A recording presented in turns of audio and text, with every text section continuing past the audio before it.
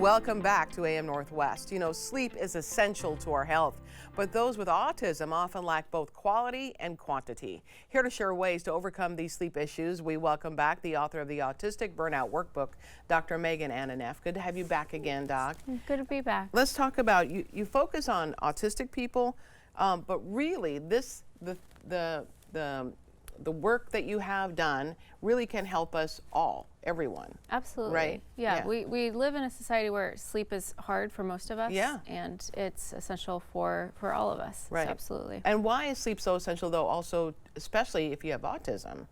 Well, I think in general, our load is a bit heavier, and sleep is just so critical for so many things. Like when we sleep, you know, we're consolidating all of that really good learning and living that we've done during the day, Sure. getting into long-term memory. It's sort of like a brain nervous system detox that really supports things like our neurotransmitters, which supports our emotional and mental health. So especially when you're also autistic or ADHD, in fact, your load's already going to be heavier. And so getting that And quality you speak from sleep. experience. I sleep, both as a autistic and ADHD human. Right.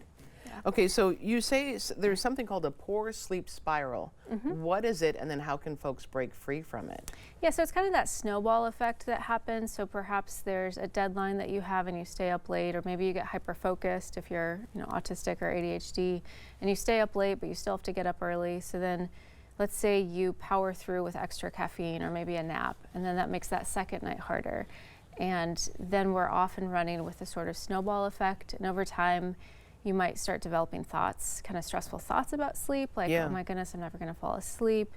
And if we don't catch that and find a reset, that's where we can start spiraling into insomnia. And I think especially for neurodivergent folks, it can be a little bit harder to catch it and pull it back. Yeah. And so that's where we want to be mindful of what are your sleep triggers that kind of set off a bad sleep spiral. It can also be news, like if we're really looped into doom scrolling, that could be a trigger. Oh, things wow, like that's that. a big one right now. It is a big one right now. That's Yeah. huge. Okay, so you talk about creating a favorable sleep environment, and there are 6 buckets of sleep support. Talk to me about those. Yeah. So first, is it okay if I talk about the environment first? Sure, yeah, So absolutely. First, it's interesting. As a culture, we understand this about babies. Like if you're a parent, you're probably spending a lot of time making an ideal sleep environment for your baby and giving it signals that, hey, we're transitioning Right, from that's so wakefulness true, to sleep. yeah. Our bodies don't change just because they become adults. Our bodies still need a lot of support and signaling. This is how we transition. Like if we think about it, it's kind of weird what we do to our bodies. It's like we drag it around and then we give it demands like work now, focus now, rest now, sleep now. Sure. And so having supports that signal it's time to transition to sleep, and having a really good sleep environment, one that's dark, that's cold, these are going to be things that are really supportive in helping us transition from wakefulness to sleep. Is the environment kind of the same as you're talking about hygiene, sleep hygiene? So sleep hygiene is going to be a big part of that. So Right. things like a dark, cold, but then also our behaviors around sleep. So thinking through like, when do I cut off caffeine?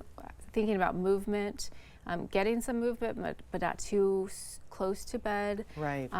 Heavy meals and alcohol, that can also disrupt sleep if it's too close to bed. So that's some of that sleep hygiene pieces. And the sleep routine. And sleep routine is, because that's the cues to the body, like, okay, we're transitioning here from wakefulness to sleep, and it's sending those really important signals. Yeah. Well, you mentioned too, so folks with autism or any neurodivergent person, they are more impacted by sensory issues. So when you talk about making sure it's dark in the room, making sure it's cold, that kind of thing. Absolutely, and that becomes, that's important for everyone, and Right. then even more for us. So things like having blackout curtains or an eye mask or a white noise machine or earplugs, having really, really comfortable bedding because of our tactile sensitivities.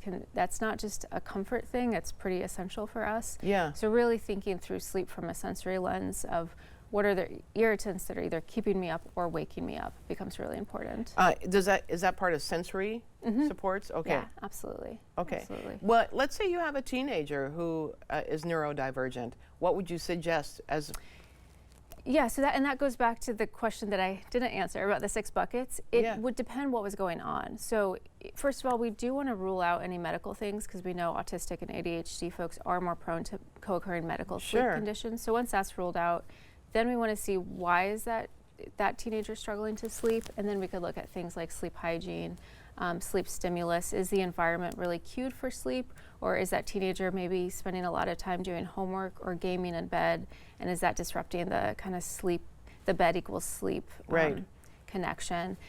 We could also look at things like CBTI and the thoughts around sleep. Okay. CBTI stands for Cognitive Behavioral Therapy for Insomnia, and that's where we start looking at both our thoughts but our behaviors around sleep. Right. So it would depend what was going on for that teenager. Yeah, but clearly sleep is super important for everyone, absolutely. We want to tell everyone the book again is titled The Autistic Burnout Workbook. Dr. Megan Anna Neff, thank you very much. Valuable information. Thank you for having me. You bet. All right, we'll be right back with more AM Northwest. Don't go away.